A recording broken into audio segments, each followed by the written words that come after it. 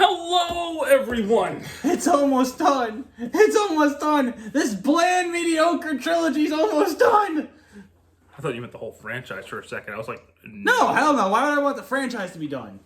So next up we have what they build as the finale of the storyline, which it is and it isn't, and we'll talk about that in 2 videos from now. But Mortal Kombat Armageddon. Oh, the hype for this one. So I remember when I first saw the picture of this, and it was literally everybody, and this giant fire monster in the background. I was like, is that Blaze from Deadly Alliance? It's Blaze from It's Deadly Blaze Alliance. from Deadly Alliance. So Armageddon's whole goal was to bring back every character on the roster. And to its credit, it does. And I guess they wanted to do it like what they did with Trilogy, because, I don't know, was Trilogy a big seller? Well, I mean, it was MK3, so... Sure, but I mean, it was Trilogy and it had everyone, so... At the time, yeah. Well, this doesn't have, like, 3 different versions of Sub-Zero, or... It technically has 2. Technically it has 2, yeah, but... this doesn't have, like, cloned characters. It doesn't have, like, human smoke, robot smoke type thing. Well, those are just alternate costumes, which you couldn't really do back then in the hardware. So, storyline-wise, there's not much to go over this one. Really, after Shujinko defeated Onaga, villains kind of found out about this fire demon Blaze, who held some sort of ultimate power. Yeah, and... We'll talk about the actual story I'll talk about the actual plot in a second. I'm going over the setup first. And basically there's this pyramid that was created by, like, some elder god Argus to, like, all... Because apparently his wife was a sorcerer. Delia was her name, was a sorceress. Whatever, who cares? And she foresaw all these combatants becoming too powerful and all colliding. And for some reason, that causes the end of the worlds. So they were like, well, let's have this goal to stop them. So, Blaze.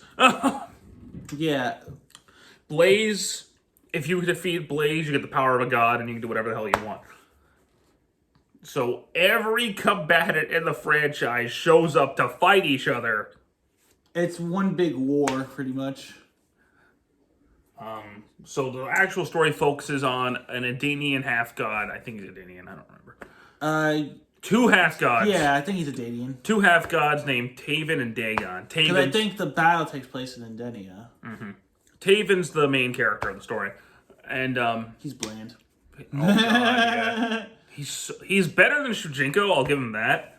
Honestly, you could do a drinking game. How many times I've said for these particular 3 games, bland. Yeah, but I'll give Taven this. He's better than Shujinko. I get it. I mean, partly because he has his own unique moveset. Yeah. Where Shujinko didn't. But other than that, he's just... And to be fair, Taven isn't played like a fool like Shujinko is. No, but... So that helps him a little more. Taven's also just there. He's what you think when you think of a stereotypical good guy. He's stoic or jolly cute lookers. Like, he's just... His whole thing is he gets awakened to... Him and his brother have been, like, encapsulated until this event. His brother got awakened early. So he became a dick. For reasons. Honestly, yeah, for reasons. He's a dick just to be a dick, just so you can have a villain. Taven gets awakened, goes through to figures out what's going on, blah, blah, blah, blah. Kills his brother, gets some armor, and then challenges Blaze to a battle. That's the story. He gets the armor from the Lin Kuei temple. Yeah, Sub-Zero. Which was a temple from his mother, but Lin Kuei took it over. He gets his weapon from his brother. Because his brother took it. They're both given weapons and armor. Which is stupid because in game you can still switch to the sword, so it makes no sense. He challenges Blaze to a battle, and I won't tell you the outcome of that battle until next MK9. Because this game implies one thing and something. Another game which I don't understand how it's even in the main time, and we'll get back to that. So this game implies one thing, what actually happens is something else. So we'll tell you the truth in MK9's video. Which is pretty shocking. I didn't see it coming. No one did. But we'll talk about that in MK9. So you learn a little bit more about, like, stuff. Raiden's a dick. Raiden's now sided with the bad guys until the end of the game, where all of a sudden he gets his mind back. Yeah, it doesn't make any. It doesn't make sense really. Onaga's there. No, because in the opening, in the story mode, Raiden is siding with the bad guys. But he then makes a deal. But in the opening, he's on the good side. He's on the good side. So I guess maybe I'm thinking Fujin found him. Fujin and Kung Lao found him and fixed him. Or either that, Taven just slapped the shit out of him. And he was like, "Oh shit." Because that's when you last see Raiden before the battle. The villains have all made an alliance. So Onaga, Shinnok, Quan Chi, Shang Tsung. Pretty much. I can explain how Quan Chi and Shang Tsung are back. Okay, explain. Shinnok, before Quan Chi was killed, pulled him into another realm. Yeah, that makes sense. Shang Tsung is a different story. He actually died. But no one really stays dead in Mortal Kombat. But you find out his soul belongs to Shao Kahn. I mean, it makes sense. Like, Shao Kahn actually owns Shang Tsung. Like, no matter what, I think before MK1, Shang Tsung sold his soul to Shao Kahn. And honestly, that kind of makes sense, and I can't believe I'm saying it. Conquest actually kind of explains Shang Tsung was an Earthrealm defender. That's canon. That's canon? He was Conquest did something right? He was an Earthrealmer and started with Outworld and sold his soul to Shao Kahn. Conquest did something right? So you find out his soul belongs to Shao Kahn. So when he finds out, oh wait, you're alive. Please don't eat me. Don't kill me. Mercy. So Shao Kahn's like, okay. Shang Tsung's just is too useful, which is literally his saving grace. Like Shao Kahn's like, okay. And then gives him another body and he's like, you fucked me over again. Oh, Shang Tsung gets her comeuppance in the end of this game, let me tell you. Oh, yeah. I don't want to spoil too much of MK9. That's really, Scorpion, you find out, the only reason he sided with the Elder Gods was they would bring back the Shirai Ryu. Which they did. They do, but as undead zombies. Because the Elder Gods are dicks. So Scorpion's like, eh. Which, honestly, looking back on everything that's transpired in the MK world, kind of makes sense the Elder Gods would be fucking dicks. Mm-hmm. Other than that, like, Liu Kang, zombie, shows up in the battle to fight Shang Tsung, and literally, like, the war's going on, It's a pretty legit opening cutscene. It's probably one of my It's probably my favorite. You just see everybody beat the crap out of each other. It's epic. Then the pyramid comes up, and everyone's like, "Fuck you!" But if we're getting to the actual game itself, yeah. I guess before we talk about the gameplay, I want to talk about the roster. Everybody you can think of is back. Everyone's here. So like even Mocap. Mocap's here, but like there's some characters it's cool to see them again, like Kintaro. We haven't seen him since MK2. Motaro is a Minotaur now. It literally robbed the one feature that made Motaro cool. And he's not even a boss character, he's a regular character. Well, neither is Goro or Kintaro. Yeah, they are. They feel like boss characters. Motaro. Oh, really? Like it's been years since I played this one. They still feel like bigger boss characters. Motaro, you can still throw normally. You can hit with normal special moves. You can uppercut him. You can kick. He still acts like a normal character. Shao Kahn, Goro, Kintaro, Moloch, Onaga, Blaze. They all act, you can play as Blaze. You can play as Onaga. They all act like boss characters. Motaro doesn't. Shiva's back. Kai's back. Yay. But it's cool that everyone's back, but to the detriment of a lot.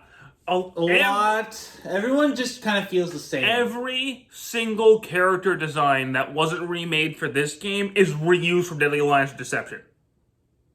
Granted, they use the better costumes as the main costumes. But Scorpion's costumes are exactly the ones in Deception. Sub-Zero, Deception, Deadly Alliance. Shang Tsung, Deadly Alliance. Quan Chi, everyone's character models are ripped from the older games. Yeah. They didn't redesign them. Even their renders are the same from Deadly Alliance and Deception. Yeah, it's... The only character It's hilarious seeing the Deadly Alliance ones with the slightly better looking Deception ones. The only one whose character got completely redesigned was Blaze. And the ones who are just appearing again for the first time in a while. I'm talking about the ones who were in Deadly Alliance and Deception. Okay, yeah. He's the only one whose character design got completely revamped. But I guess you could argue Reptile because they took a Shaolin Monks model for this. But, yeah, they did, which is probably one of my favorite Reptile designs. I mean, that's fine, but it's so some of the arenas are reused arenas. It's literally, this is a 3D version of Trilogy. Mm-hmm. But however, that being said, I'll talk about that in a second. Okay. So gameplay-wise, they've actually dropped it from 3 fighting styles of character to 2. Thank God. So they have one I'll regular... give it that. That's a lot. It's a lot more manageable. Most characters, except for like 4, all have 1 fighting style and 1 weapon style. Smoke has 2 fighting styles. Onaga, Moloch, and Blaze don't have any. They're just brutes. Mm-hmm. And they're also broken.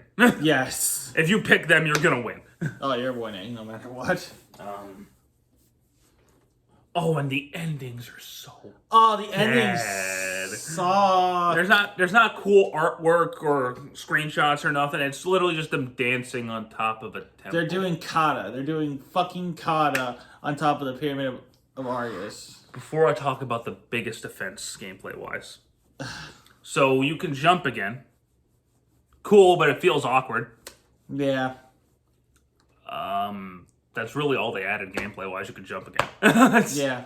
Nothing special. Fuck this fatality system. Yeah, like... Oh my God. I get it. I get why they did this, because there's so many characters. How are you going to put that many fatalities in? Just do 1 per character.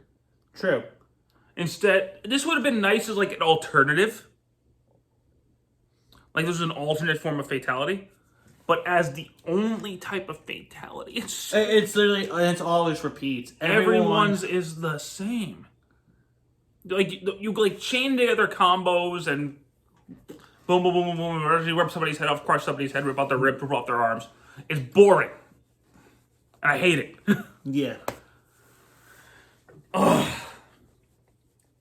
Conquest Boat's back. And to give it credit, it's better. It's better. It's more of an action game than a weird training world simulator. Yeah. It's not as good as, like, Shaolin Monks. No. But it is what it is. You play as Taven. And so for, like, the boss fight, you do a normal Mortal Kombat fight. It's pretty forgettable. Yeah. The crypt is a little bit better now. It's been reduced. And they reduced the currency down to 1 type of coin. So that makes it a lot easier to unlock. And you can also put in codes to unlock, like, Meat. There's only 4 unlockable characters. Meat, Taven, Dagon, and Blaze. And then there's 1 kart combat. Or motor combat, I forgot what it's called. Mario Kart with Mortal Kombat. It's actually kind of funny. It's dumb. It's very dumb, but it's funny. Like, I think it's fun. And the big feature they promoted the hell out of. Create a fighter. Yeah. You just pick a body type, put parts on them, pick moves. It's not even unique moves, it's moves from other characters.